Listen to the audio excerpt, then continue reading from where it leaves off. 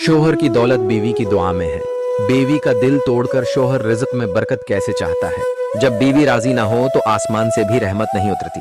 शोहर जब बीवी पर खर्च करता है तो वो सिर्फ दुनिया नहीं जन्नत भी खरीद रहा होता है।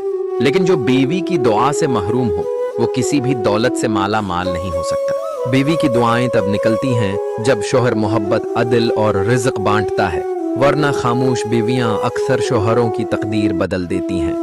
रसूलुल्लाह ने फरमाया, तुम में सबसे बेहतर वो है जो अपनी बीवी के लिए बेहतर है। तो जो बीवी की दुआओं का मुस्तहक न बने वो भला रब की मदद कैसे पाएगा। बीवी पर खर्च करना सदका है और सदका कभी माल को कम नहीं करता।